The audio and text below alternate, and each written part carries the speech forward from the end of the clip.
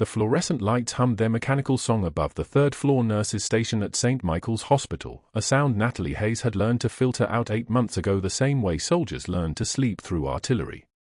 She moved through the corridor with the kind of efficiency that didn't announce itself, the kind that made itself invisible through sheer competence.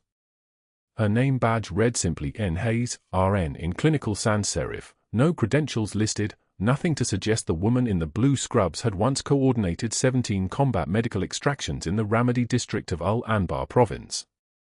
The hospital didn't need to know that. Nobody needed to know that.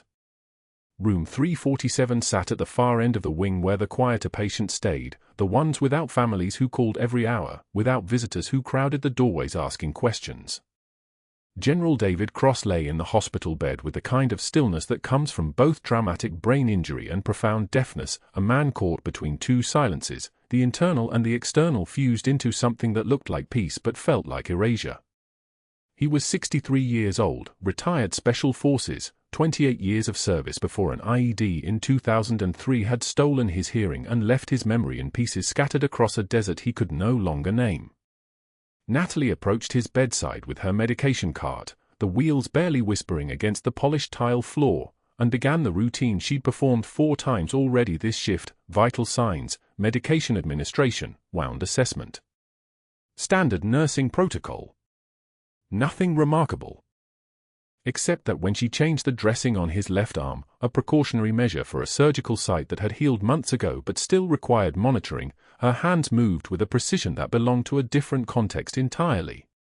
Her fingers knew exactly how much tension to apply when removing the old gauze, how to assess tissue without bruising it, how to position the new dressing with the kind of anatomical understanding that came from field medicine under fire, not nursing school lectures. The movements were too fluid. Too certain. Too surgical. She caught herself midway through and deliberately slowed down, deliberately added the small hesitations that a nurse with 8 months of experience should have, the careful double-checking that suggested learned caution rather than muscle memory. The muscle memory was 23 years old. The caution was her cover. General Cross studied her face the entire time she worked. His eyes tracked her movements with an intensity that suggested he was trying to read something written in a language he'd forgotten. When she finished and stepped back, he reached for his forearm and touched the tattoo there, the ink dark and permanent against his weathered skin. The letters read Hayes. His fingers traced them slowly, confusion flickering across his features like candlelight. He looked at her and raised his hands in the universal gesture of a question, the sign language of the desperate searching for meaning. She shook her head gently. "No, there's no explanation available right now," and pointed to the call button, then to the clock, then made the sign for sleep. "Rest now." The general's hands fell to his sides. He lowered his eyes. And that was that. Natalie returned to the nurse's station where the monitor screens cast their blue glow across the counter. She logged the vitals: blood pressure 134/82, heart rate 68, oxygen saturation 98% on room air. Stable. Everything about General Cross was stable in the way that broken things sometimes stabilize, when the damage is old enough and deep enough that the body has already made its peace with what it lost. She pulled up his chart on the computer and reviewed the notes from the attending physician, careful to read without the appearance of reading, the way someone skims information rather than absorbs it. Traumatic brain injury. Hearing loss secondary to blast trauma. Confusion regarding temporal orientation and recent history. Moderate cognitive decline. The clinical language turned a man's catastrophe into data points. She knew the real version. The general had been her commanding officer for 9 months in Ramadi. He had called her Angel because she could keep people alive in conditions where survival seemed impossible. He had written her name on his skin because it meant something that mattered. And now he didn't remember her at all. The medication cart needed restocking. Natalie pushed it toward the supply room, the wheels creating a rhythm on the tile, and retrieved her leather jacket from the locker at the end of the hallway. The jacket was worn, breaking in at the seams, the kind of thing she'd carried through 3 continents and 4 different wars. She unfolded it carefully and ran her fingers along the inside lining where the patch lay sewn into the fabric, faded now from years of humidity and sweat and rain. A unit patch. 3rd Battalion, 5th Marines Task Force, Ramadi Rotation 2003 to 2004. The patch that identified her, that proved she'd been somewhere official record said she shouldn't exist, that authenticated a part of her life that was classified enough to disappear people who talked about it. The patch stayed hidden. The patch stayed sewn. The jacket stayed with her like a second skin. She was still holding the jacket when Dr. Mercer arrived for his shift, and the moment his eyes landed on her, the temperature of his attention changed. It became the kind of attention that searches for weakness, that catalogues every detail in a person's appearance and tries to convert those details into evidence of inferiority. He was tall, somewhere in his early 50s, the kind of tall that made him feel he had permission to take up space in ways other people didn't. His watch cost more than her rent. His shoes had been polished that morning by someone he probably didn't acknowledge. His medical degree hung on the wall of his office in a frame that cost more than the diploma itself, because the frame was about performance and the diploma was about fact, and he understood performance better than he understood facts.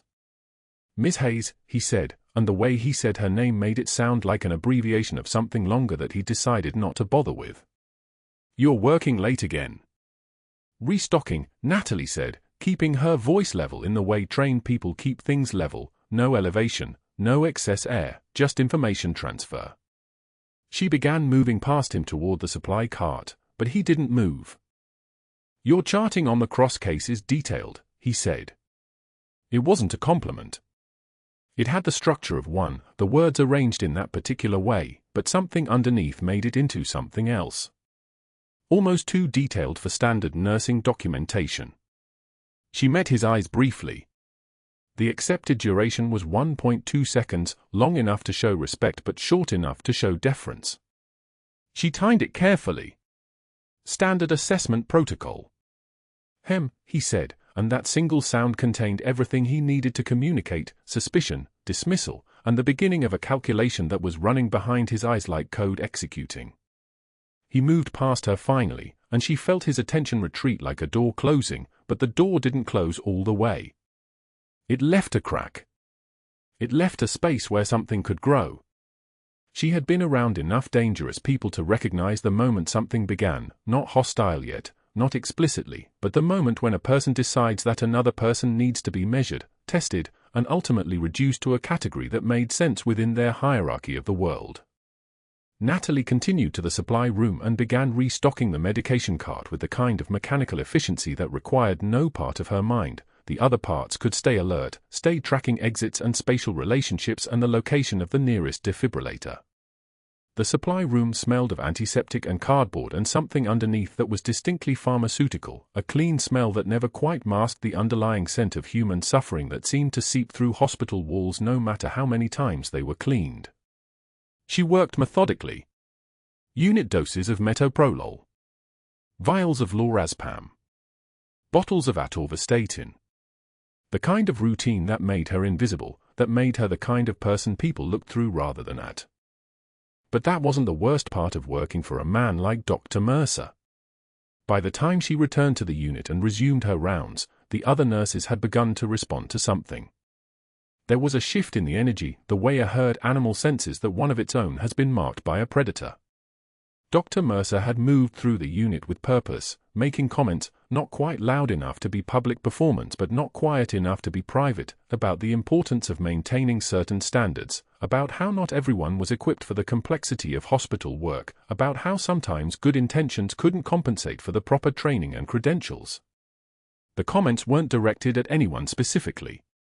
They were directed at Natalie the way a general fire in a building is directed at its target even if no one lights it with intention. The effect was the same. By the end of her shift, at 7:19 a.m. on a Thursday morning in Raleigh, North Carolina, Natalie was performing her final room checks when she noticed General Cross awake again, watching the door with the kind of attention that suggested he'd been waiting for something. When she entered, he pointed toward his forearm, toward the tattoo, and signed a question with his hands. The movements deliberate but clumsy. Sign language was not his first language, it was the language survival had forced him to learn. "Who?" he was asking. "Who is Hayes?" And Natalie did something she wasn't supposed to do according to her orders, according to her assignment, according to every protocol that governed her presence at St. Michael's. She smiled. Not the professional smile she'd perfected over 8 months, the one designed to convey competence without engagement. A real smile. For just a moment. Then she shook her head once, not now, and pointed toward the window where the sun was rising over Raleigh in shades of orange and pink that seemed too beautiful to be real. The general watched her leave, confusion still written across his face. And in the parking lot, as Natalie walked toward her car, a 2008 Honda Civic with 187,000 miles that she'd bought with cash from a used lot on Highway 54, she understood that something had shifted. Not in any dramatic way. Not with any fanfare or announcement. But the kind of shift that happens when the ground beneath a structure becomes unstable, when pressure builds in systems, when forces that have been separate begin to recognize each other's existence. Dr. Mercer had seen something. General Cross had remembered something.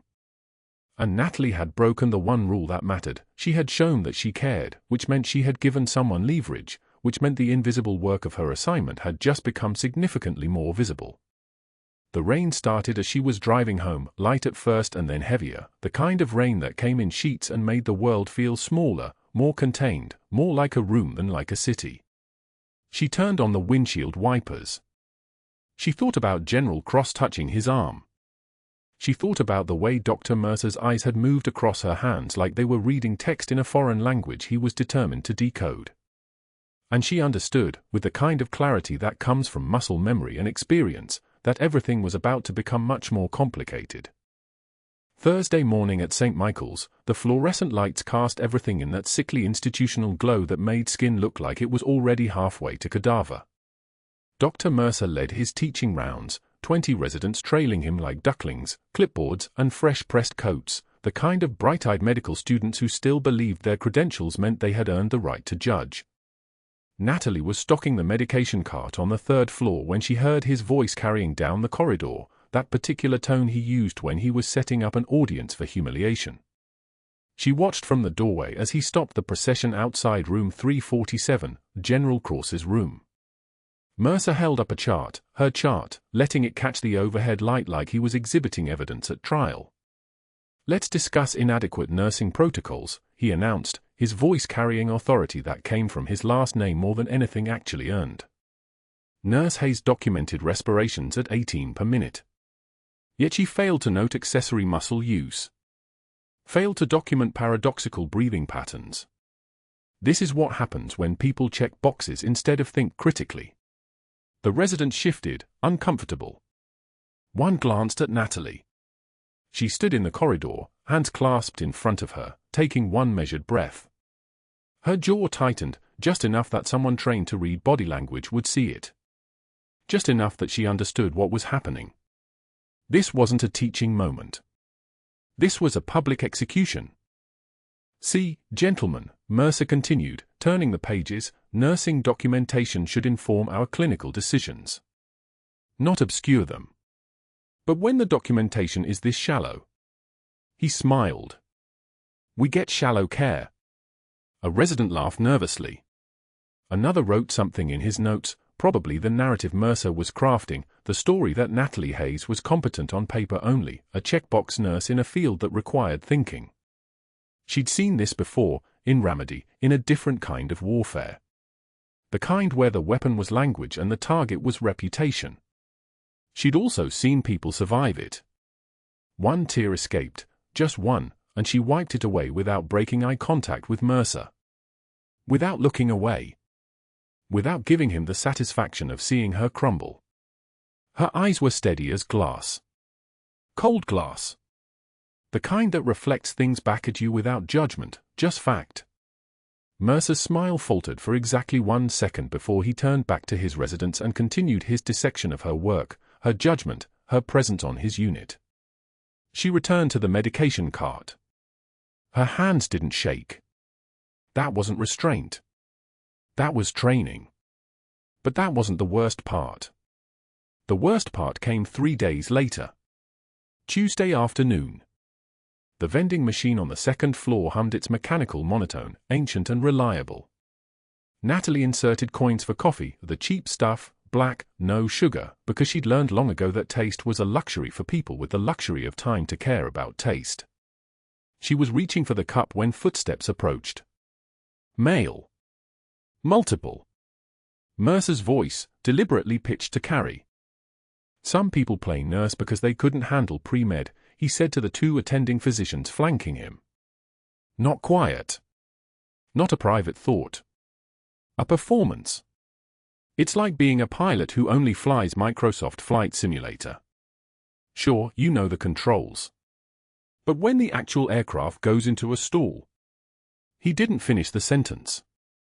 He didn't need to. The physicians laughed. One of them was Dr. Chen, whom Natalie had worked with for 7 months. He'd asked her advice twice about medication interactions. He looked at his shoes now. Natalie turned slowly. She let another tear fall, deliberate, visible. Then she wiped it with one finger, the movement economical and controlled, the kind of gesture someone makes when they've been trained not to waste motion. She looked directly at Mercer. Held his gaze. When she spoke, her voice was steady as stone. I've held more lives in my hands than you've held textbooks, doctor. The corridor went dead silent. Mercer's smile froze. The attending physician stopped walking. Dr. Chen's pen fell. Natalie didn't raise her voice. Didn't move closer. Didn't need to. The words just hung there, simple and factual, like she'd told him the time or the weather. She retrieved her coffee and walked past them, past Mercer, past the residents, past the accumulating weight of every moment he'd tried to make her smaller. Her shoulders were back. Her head was level. A woman who'd just stated a fact and had somewhere to be. That was Friday morning when Mercer made his move from social humiliation to something strategic. Something with teeth. He paged her to the charge nurse office. Natalie knew before she got there that this wasn't a conversation. The 3 administrators sitting around the desk, the clinical director, the compliance officer, the assistant hospital administrator, told her everything she needed to know about what was coming. Mercer stood beside the senior administrator's desk, a subtle positioning that meant alliance. Meant leverage. We've had concerns about your adequacy for our standards here, the clinical director began, her tone careful in a way that suggested she'd been coached. Consider this a professional development conversation. Mercer slid a folder across the desk. Natalie opened it and saw what he'd constructed in the space between her rejection of his authority and this moment. Incident reports she'd never filed. Patient complaints she'd never heard about, one about her cold demeanor despite the patient's chart noting she'd held his hand through a panic attack for 20 minutes off the clock. Documentation of medication errors that never happened. A schedule showing her absent on days she'd worked 12-hour shifts. Emails from other physicians, ones Mercer had clearly cultivated, noting her concerning independence and failure to follow protocol. It was beautiful work, in a way. Surgical. Precise. The kind of institutional destruction that didn't require violence, just patience and access. She looked up from the folder and saw that Mercer was watching her face, hungry for signs of breaking. She didn't give him any. Your performance trajectory suggests you'd be better suited to a facility with lower acuity, the director continued. There's an urgent care in Durham that's hiring. We're prepared to provide references for that kind of position. Natalie understood the subtext. Accept the downgrade or face a formal performance review that would end her nursing career permanently. Accept lateral displacement or watch everything burn. She closed the folder and set it on the desk without looking at it again. I understand, she said quietly. What she understood was that Mercer had just committed to destroying her. Not out of weakness or doubt anymore, he'd moved past the public insults. This was strategic. This was him using institutional power the way he'd been trained to use it. This was a man weaponizing policies and papers and alliances, and he believed he'd already won because he'd already changed the system around her. What he didn't understand was that she'd survived worse systems. With worse stakes. With actual bullets instead of paperwork and politics. Saturday evening. The ER intake lights were harsh and fluorescent, the smell of antiseptic mixing with something older, dried blood on floors that got cleaned but never really forgot what had happened to them. A patient arrived via ambulance around 1900 hours, foreign national, male, 40s, seeking asylum. The intake nurse called up to Natalie because the patient was agitated, speaking rapid Arabic, requesting female staff for wound care. Ramadi had taught her enough Arabic to recognize stress patterns, even if she couldn't translate every word. She approached the gurney.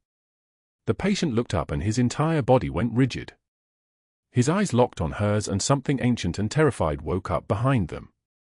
He began pulling at the restraint straps, speaking in rapid bursts, Arabic pouring out like he was drowning. Ghost. The angel ghost of Ramadi. She is death. She is? Natalie stepped back immediately. Security responded to the commotion, 3 techs moving in with that practiced calm that came from de-escalation training. The patient's voice rose higher, more panicked, his eyes fixed on her as she retreated. Never seen him before, she said to the charge nurse, her voice level. But Dr. Mercer had appeared in the chaos, drawn by the noise, and his eyes moved between Natalie and the patient with the precision of a chess player recognizing a bored state he didn't yet understand but intended to exploit. He studied her face. Studied the patient. Began calculating. She felt it like the air pressure changing before a storm. By 2100 hours that same evening, General Cross's oxygen saturation began dropping. Natalie noticed it first, that gift that came from 20 years of watching monitors and understanding that numbers were just language. His SAT was 89 at shift change. 85 by midnight. His breathing had shifted, tighter, using muscles it shouldn't have been using. She pulled his chart. No recent vitals documented by day shift. No assessment notes past 1,600 hours. She paged the on-call physician, Dr. Patterson, internal medicine. He ordered a chest X-ray and instructed the tech to image stat. Then he didn't come in. Didn't evaluate the patient. Just ordered imaging remotely and left a note saying monitor closely, likely anxiety. At 0130 hours, Natalie watched the X-ray come back showing a shadow in the right hemithorax that shouldn't have been there. Pneumothorax. Developing tension. She paged the pulmonologist on call, Dr. Chen, who reviewed the image remotely and wrote an order, continue monitoring. Will evaluate in AM if respiratory status worsens. Patient communication barriers make bedside assessment challenging. He didn't come in either. At 0200 hours, General Cross's oxygen saturation dropped to 78%. His lips had taken on that dusky blue-gray color that meant his blood wasn't getting enough oxygen anymore. His breathing had become labored, each inhale a visible effort. Natalie's training screamed at her, every cell in her body recognizing a tension pneumothorax in its early stages, recognizing that if this progressed untreated for another 30 minutes, his heart would stop and no amount of medication or compression would restart it. She paged cardiology. Dr. Okonkwo answered on the second ring. Can't manage that case, he said flatly. The communication barrier creates too much liability. You need someone trained in deaf patients. She paged surgery. Dr. Hartley claimed he wasn't qualified for the patient's complex military history. Whatever combat exposure he had, I don't have the contextual knowledge to manage it safely. 5 doctors had now refused. Not because they lacked competence. Because they lacked courage. Because it was easier to cite barriers than to cross them. At 02 for 5 hours, Natalie's hand hovered over the emergency response button, the one that would put General Cross on the PA system, that would bring the rapid response team, that would bypass the on-call hierarchy and force the hospital to act. Her fingers were steady. Her thinking was clear. But she paused because she understood something that Mercer, watching from the hallway, wouldn't understand for years. She understood the difference between training and instinct. She understood that the system would protect her from blame if she waited. She understood that there were 7 doctors who'd already refused, whose names would be in the chart, whose liability would shield hers if the patient deteriorated. She understood all the rational reasons to follow protocol and let someone else's failure become the explanation for what happened next. What Mercer didn't understand was that she'd never learned how to walk away from someone dying. The monitor's numbers told the story before his breathing became labored. Oxygen saturation 78%. Then 74. Then 70. Natalie stood at the nurse's station on the 3rd floor of St. Michael's, watching room 347's vital signs cascade downward like a countdown timer nobody had started. General David Cross lay 3 doors down, and every number dropping on that screen was a second she wasn't spending with him. She'd been a floor nurse at St. Michael's for 8 months. She'd been a combat medic for 12 years. The math was simple. Saturday evening shift. Skeleton crew. The kind of night when hospitals run on momentum and prayer, when the attending physicians are downstairs in the lounge pretending their pagers don't work. Natalie had felt the shift change in her chest the moment it happened, that subtle weight of responsibility that only falls on someone who understands what silence in a hospital really means. Silence means the monitors are doing all the talking. Silence means you're alone with whatever comes next. She reached for the phone at 7:43 p.m. Dr. Raymond Chen picked up on the 3rd ring. Pulmonologist. Technically the right call for respiratory distress. Technically the only call Mercer would expect her to make. She explained the situation in 30 seconds. General Cross, deaf patient, asymmetric chest rise, declining O2, acute onset. Professional. Clean. No drama. Communication barrier is too risky for liability purposes, Chen said. She heard him already moving on, already disconnecting. And his chart indicates complex medical history. I'm not qualified to assume liability on this one. Call ICU. The phone clicked. First refusal. She wrote his name on the notepad in her pocket. Just in case. Just the way soldiers kept lists of who showed up and who didn't when the shooting started. Dr. Martinez answered on the first page. Infectious disease attending. Wrong specialty entirely, but at this hour, wrong was better than nobody. She explained again. Faster this time. O2 sat dropping. Heart rate climbing toward 140. Something about his breathing pattern, the way his right chest barely moved. I'm uncomfortable with deaf patients, Martinez said flatly. The communication barriers create too much uncertainty. You need someone in respiratory. I suggest ICU referral. Second refusal. Natalie's jaw clenched once, just once, the way it did when she was taking fire and couldn't fire back. She wrote the name down anyway. Straight lines. Capital letters.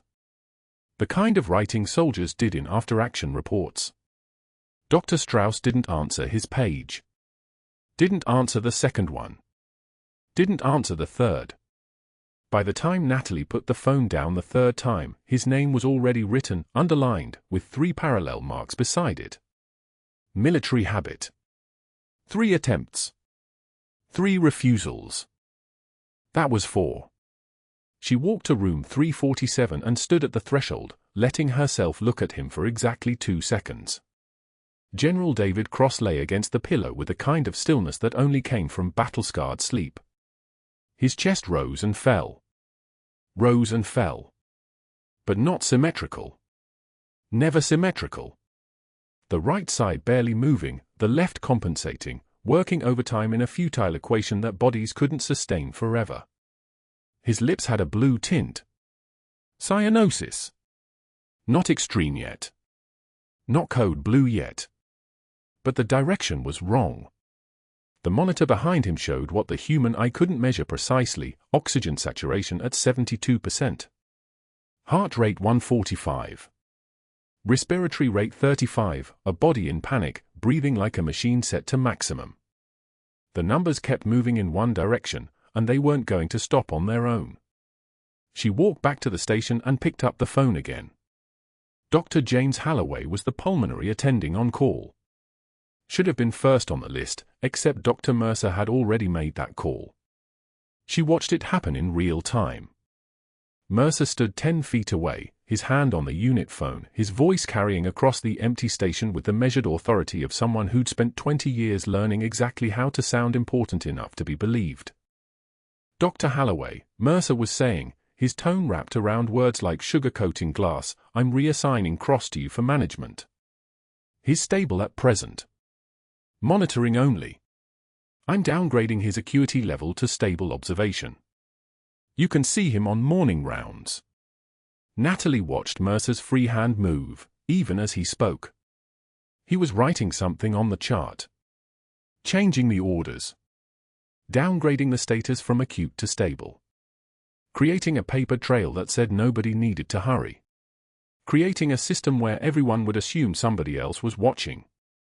Creating 2 hours of nothing. Morning rounds. Mercer continued into the phone. Approximately 10 a.m. "That will be fine. Thank you, Doctor." He hung up. He smiled at Natalie. It was the smile of a man who understood exactly what he'd just done and was very pleased with how clean it looked on paper. "I've handled the call," Mercer said. He was walking toward her now, toward the nurse's station, his footsteps the sound of someone moving through a battlefield he controlled. "Dr. Holloway will assume primary responsibility. You will continue routine monitoring and notify me of any changes. Your role is limited to basic observation. Do you understand me?" Natalie didn't answer. She was looking at the monitor again. Oxygen sat at 68% now. The number had dropped 6 points in the time it took Mercer to make one phone call. One phone call and a man was slowly suffocating while the system moved on to other things. "I asked you a question," Mercer said. "I understand," she said quietly. What she understood was that she had 2 hours. That a pulmonologist who wouldn't arrive until 10 a.m. was effectively no doctor at all. That Mercer had just created a legal shield of plausible deniability so thick that it would take a week to cut through it. Routine monitoring. Nothing escalated. Nothing actionable. Just a patient who got sicker on a night shift when the system was busy being busy elsewhere. She reached for the phone again. Dr. Patricia Malone picked up. Emergency medicine attending. Wrong department, but at least she specialized in crisis. Natalie explained the situation: asymmetric breathing, declining O2, acute respiratory distress, possible tension pneumothorax. The words came out precise and clinical, the way they did when she was requesting backup in the field. No emotion. Just data. Just the truth. "I don't feel qualified for that level of intervention," Malone said. The hesitation in her voice was the sound of someone already calculating liability. Complex medical history, deaf patient, communication barriers. Honestly, I think ICU is your best bet here. They have the equipment and the staffing. Fifth refusal. Natalie wrote it down. She called Dr. Elliot Kaufman. Cardiologist. Wrong specialty. She knew it before she dialed. She also knew she was running out of names and running out of time. Respiratory distress. Kaufman said. "That's not my area. I'm cardiac focused. You need someone from pulmonary, not cardiology. Is your attending aware?" She hung up without saying goodbye. Sixth refusal. The notepad in her pocket was starting to look like a roster. Like a count. 7 doctors total. She needed to confirm the 7th. Dr. Michael Gaines was the hospitalist on the floor. The default call when everything else had failed. The last name on the list. She knew before she called him. She could already hear the answer in the pattern. 7 was the number. She knew this the way soldiers knew when an operation had been compromised before anyone said the word compromise aloud. "Gaines here," he said. "Michael, it's Natalie at St. Michael's, room 347. General Cross, acute respiratory distress, declining O2 sat, asymmetric chest rise, possible tension pneumothorax. I need clinical support immediately." Silence. Not the silence of thinking. The silence of someone who'd already heard something about this patient, this situation, this particular nurse. The silence of someone calculating odds. Look, Gaines said finally, I just got word from Mercer that Holloway is taking the case. That's above my pay grade now. I'm not stepping into that. 7th refusal. Complete. Total. She had asked 7 doctors for help. She had been refused 7 times. And now she had 3 hours until morning rounds, a patient whose oxygen was dropping toward dangerous hypoxia, and a monitor that showed a body breaking down in real time. The sound of that monitor was like artillery in the distance, regular, rhythmic, and getting closer. Beep. Beep. Beep. Each sound a heartbeat. Each heartbeat a clock. The fluorescent lights overhead hummed their fluorescent hum, indifferent. Somewhere down the hallway, someone laughed at the nurse's station. Life happening normally in a hospital that was very efficiently abandoning one patient to the mathematics of deterioration. Natalie looked at the monitor one more time. Oxygen saturation 64%. Heart rate 152. Respiratory rate 38. The numbers were accelerating now, moving faster as if they sensed the finish line. As if they knew there was nobody coming to stop this. She walked to the break room and opened her locker. Her jacket hung there like a ghost, the faded Special Forces unit patch sewn carefully into the inside lining. 2 decades of careful hiding. 2 decades of silence. 2 decades of watching and waiting and never moving, because the mission was to observe quietly and blend into the system. The mission was to be invisible. General David Cross was dying 3 floors away in room 347, and the system had just voted 7 times that he wasn't worth saving. Captain Natalie Hayes had carried wounded soldiers through Ramadi firefights under coordinates of their own blood on her hands and morphine in her pockets. She had held men together while bullets rearranged the air around them. She had never learned the word acceptable when the word meant watching someone die who could be saved. She closed the locker and walked back to the nurse's station. Dr. Mercer was standing there reviewing charts, his presence like something solid and immovable, a wall between the patient in room 347 and anyone who might actually help him. Natalie picked up the phone one final time. She dialed ICU. She knew what she was about to do. She knew it violated protocol. She knew it would end her tenure as a floor nurse at St. Michael's in exactly the time it took security to escort her out of the building. She also knew that a general who'd once saved her life was now suffocating on a bed 3 doors away while the system made sure nobody had to feel responsible. The ICU resident answered on the first ring. Young. Female. The kind of doctor who hadn't yet learned that people could refuse to help. This is Natalie Hayes from the 3rd floor, she said quietly. Room 347. I need an ICU bed. I need it now. General Cross is decompensating with asymmetric breathing, declining oxygen saturation, currently 64%, and I believe he has a tension pneumothorax. I'm calling this in as a critical alert. It wasn't a request. It was the voice that came out when Captain Natalie Hayes stopped being a floor nurse and remembered what her actual job was. The second intercostal space. Midclavicular line. Right side where the tension had built like a bomb with no timer. Natalie's hands moved on their own, muscle memory from 17 years and counting, from extraction points in Ramadi and field surgeries under fire with rounds cracking overhead like angry wasps. She positioned General Cross supine, his breathing already a desperate wheeze, ribs heaving, the fight draining from his body like sand through open fingers. No time for ultrasound confirmation. She read the signs the way a hunter reads wind direction, asymmetrical breath sounds, tracheal deviation, neck veins engorged and pulsing like they might burst through skin. Pain is data. Pressure is diagnosis. Her fingers found the anatomical landmarks without hesitation, the second rib, the space below it, where air had trapped itself in the pleural cavity and was slowly collapsing his lung with the efficiency of a fist closing. Cross's oxygen saturation sat at 68% and falling. His lips were moving. No sound came. He was suffocating in absolute silence, and 7 doctors had walked away. She opened the crash cart with one hand and reached for a 14-gauge needle with the other. The metal was cold against her palm. She didn't think about protocol or scope or the fact that her nursing license hung by a thread thinner than spider silk. She thought about the Marine she'd carried out of Fallujah. She thought about the extraction point in Ramadi where Cross had gone down with shrapnel in his shoulder and blood turning the dust black. She thought about his voice saying, "Get them out, Hayes. Whatever it takes, get them out." The needle went in at a 90-degree angle. Her hand was steady as a surgical laser. The rush of air.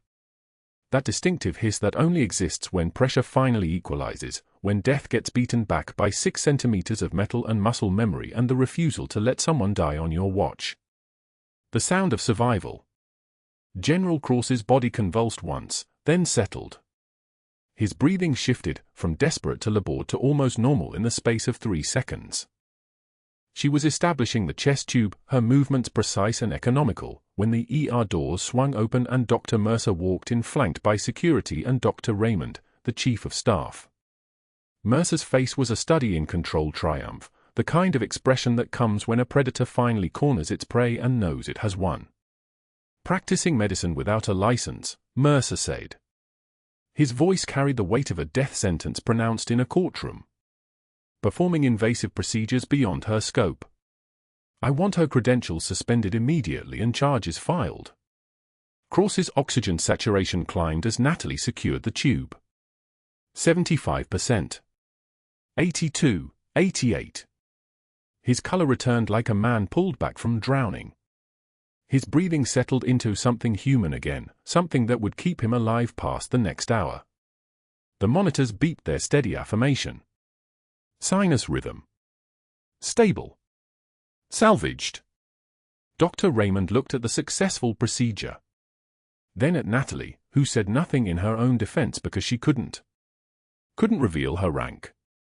Couldn't mention the 160th SAW pilot she'd worked with or the JSOC protocols burned into her nervous system or the fact that she'd performed 3 times this procedure under actual fire while bleeding from a shrapnel wound in her thigh that she didn't mention for 4 days.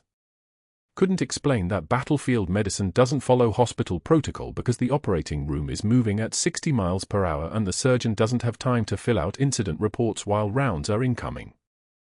She simply stood there with Cross's blood on her gloves and her composure locked down like a vault. "Your badge," Dr. Raymond said quietly. She removed it without protest. The plastic was warm from her body. She set it on the trauma cart with the same deliberation someone might use to place flowers on a grave. That quiet dignity. That refusal to give anyone the satisfaction of watching her break. Within the hour, Mercer had filed formal insubordination reports with the hospital board. He'd made calls, his strategy now surgical and competent and genuinely dangerous. His brother-in-law was on the state medical board. His mentor from residency now chaired licensing and credentialing at the North Carolina Nurses Association. He'd activated allies the way a general mobilizes reserve units, each call a precision strike designed not just to end her employment but to burn her out of medicine entirely. License revocation proceedings initiated. Blacklist circulated through 3 state health systems. Background check initiated by the State Attorney General's Office for Criminal Practice of Medicine without a license. Mercer had stopped being merely cruel. He'd become weaponized competence wrapped in institutional authority. He'd found his groove, and it looked like victory.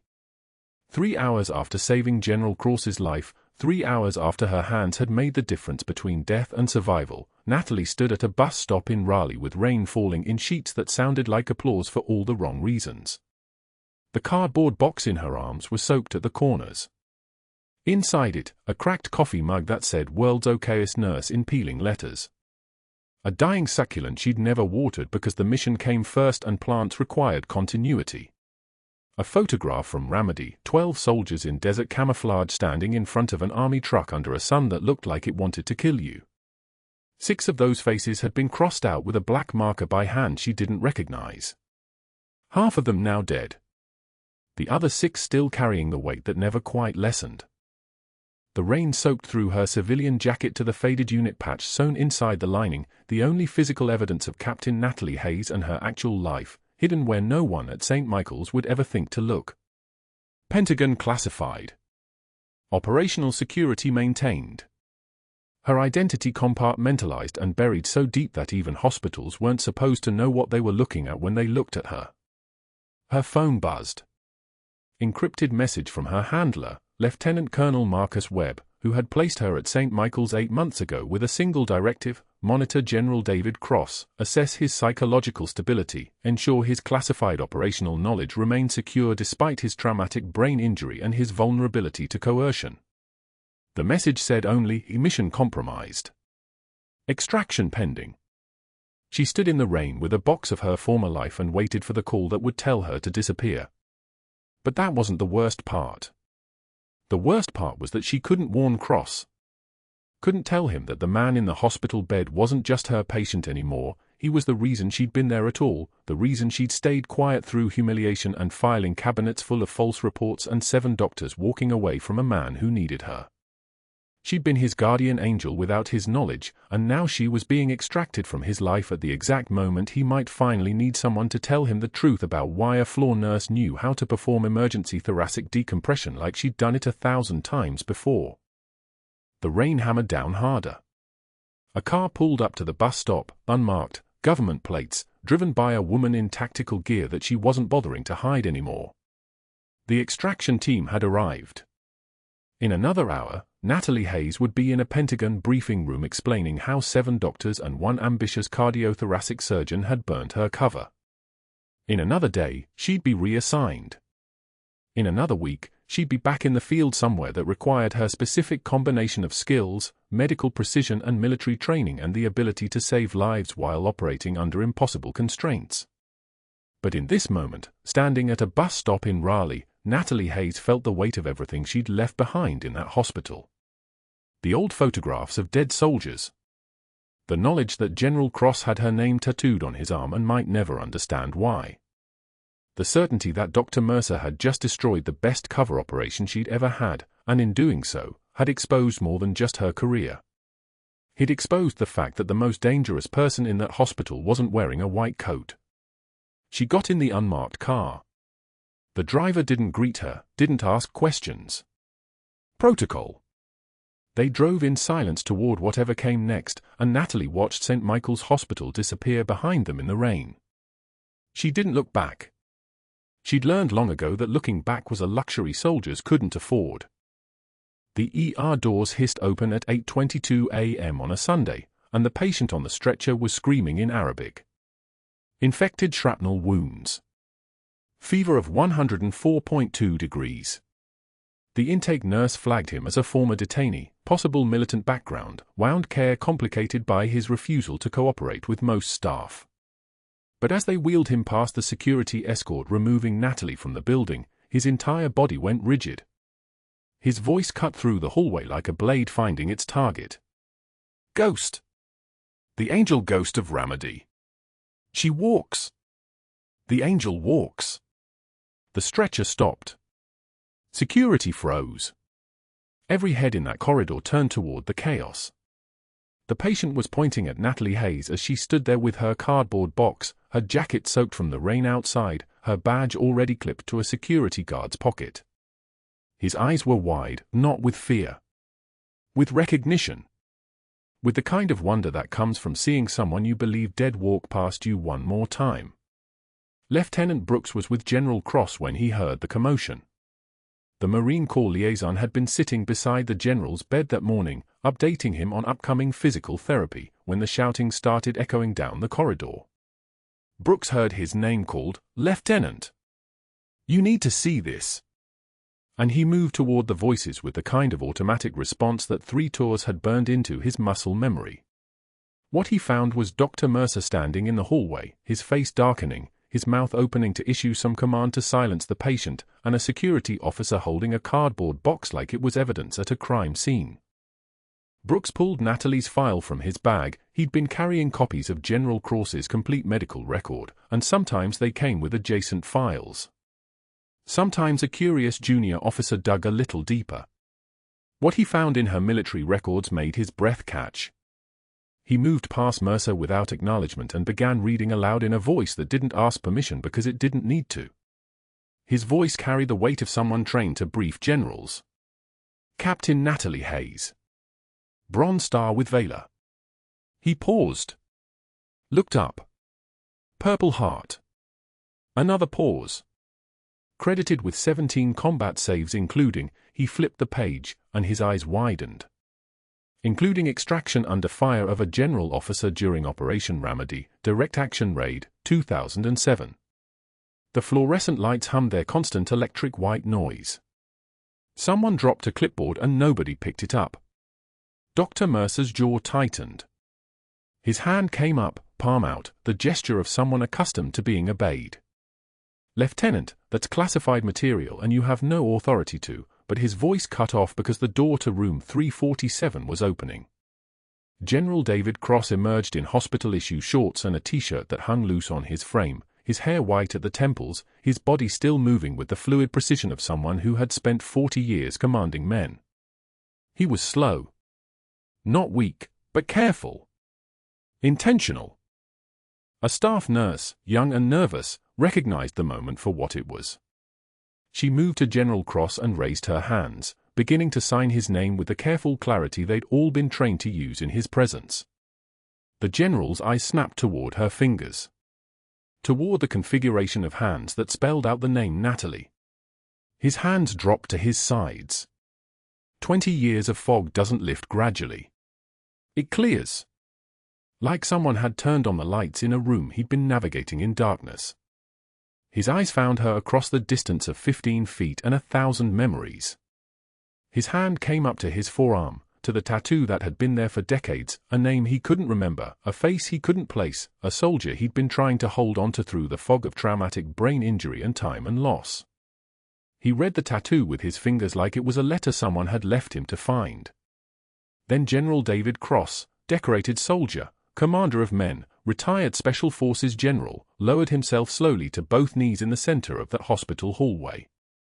His hands came up in front of him, and he signed thank you.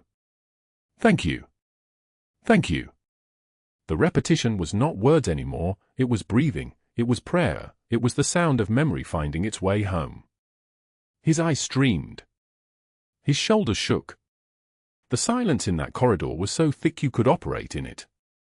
Dr. Mercer took a step backward. His face had gone from purple to the color of old bone. Security moved toward Natalie, but not to escort her anymore. She was walking toward the general, and the guard who had been holding her cardboard box extended it toward her. Her hands found the lining, the one she always checked, the one that had the faded unit patch from the 3rd Battalion, 5th Marines, Ramadi Rotation, 2007. The patch with 6 names embroidered in white thread. The patch from the rescue that had classified everything that came after. The one she'd never been allowed to explain. The security officer pulled it out and stared at it. Then he looked at Natalie with the kind of understanding that comes from suddenly seeing someone clearly for the first time. He extended the patch to Lieutenant Brooks, who took it like he was receiving a piece of scripture. Dark Horse, Brooks whispered.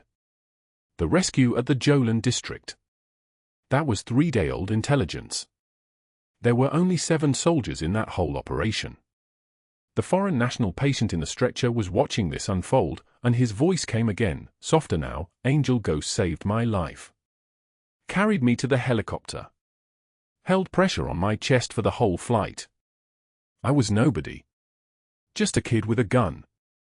But she treated me the same. Hospital Administrator Dr. Raymond emerged from his office at the sound of the commotion.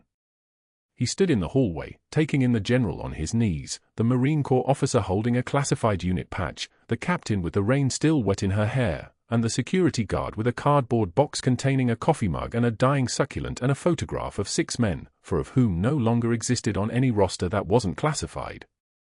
By Monday morning, the board had reviewed the security footage. Every frame of it. The grand rounds where Mercer had used her as a teaching moment on inadequate protocols. The incident reports he'd filed with dates that didn't align with the actual dates of the events he claimed she'd committed. The schedule he'd manipulated to ensure General Cross had no qualified physician during his crisis. The strategic isolation he'd engineered, the way he'd blocked call after call, the calculated destruction of her credibility. Dr. Raymond watched the footage with his hands flat on the conference table, and when it was finished, he looked at Dr. Mercer directly. Mercer had been sitting in the chair across from him, trying to explain, trying to minimize, trying to frame it as professional disagreement. Raymond didn't let him finish the fourth excuse. You prevented 7 qualified physicians from treating a dying patient, then blocked the one person capable of saving him. Why, Dr. Mercer? Tell me the actual reason. The silence was answer enough. But there was another call coming. It came to the board at 3:33 p.m. on Monday afternoon. The voice on the line was Dr. Samuel Kessler, decorated Navy surgeon, author of the recommendation letters that had launched Mercer's career 30 years prior. Kessler had watched the viral video of Mercer at the vending machine, 2.8 million views by noon, captions identifying the woman he'd mocked as Captain Natalie Hayes, Bronze Star with Valor, 3 Purple Hearts, and the architect of the only successful extraction of a general officer under fire in the entire Ramadi operation. Kessler's voice on the phone was steady like a blade. Every recommendation letter I wrote for that man is retroactively withdrawn. Consider them revoked. I don't know this person anymore. I never did. The board voted at 4:15 p.m. Mercer's termination was effective immediately. His privileges at St. Michael's and all affiliated hospitals were suspended pending investigation. A formal complaint was filed with the Medical Board of North Carolina. By evening, his calls to the allies he'd cultivated over 3 decades were going unanswered. The network that had sustained his career collapsed like it had never been anything but air. Mercer cleaned out his office on Tuesday. No one helped him. No one met his eyes. The same silence he'd engineered for Natalie now reflected back at him as the measure of what he'd lost. His hands shook as he loaded boxes into a vehicle that said MedSupply Solutions on the side, a company that hired former physicians for home oxygen delivery and durable medical equipment sales. $60,000 a year instead of $600. 6 months later, Natalie pulled into St. Michael's parking lot in her army dress uniform, captain's bars visible, her jacket bearing the ribbon bar that told the story of what she'd survived. She'd been reassigned to the hospital as the military liaison coordinator, a position created specifically for her, a role that allowed her to bridge veteran care with active duty medical intelligence without hiding anymore. General Cross had undergone corrective surgery for his hearing, and he walked beside her now, his voice rough from disuse but present. Present and real. She saw Mercer loading boxes into that medical supply van. Their eyes met across the parking lot. He'd aged years in months, the arrogance burned away, leaving only the hollow recognition of what his cruelty had cost him. For a moment, the old Mercer flickered, a flash of defiance, an impulse to minimize or justify. But Natalie simply nodded once. That same quiet dignity that had sustained her through every public humiliation now reflected back at him as the measure of everything he'd lost. He nodded back, a gesture that came too late and arrived as something close to respect. Then he returned to loading boxes into that van, each movement the shape of a man who had everything taken from him because he couldn't stand to see someone else be quietly capable. Inside the hospital, a new trauma wing was being unveiled. The photograph from her cardboard box, those 6 soldiers from Ramadi, 4 of them now gone from this world, was mounted in bronze on the lobby wall. The inscription read, Dark Horse Platoon, 3rd Battalion, 5th Marines. Some came home. All are remembered. If you've ever been underestimated by someone who didn't know your true value, hit subscribe and let me know in the comments. What would you have done in Natalie's position? And if you want more stories of hidden heroes and the people who try to break them, make sure you're following this channel because we're just getting started.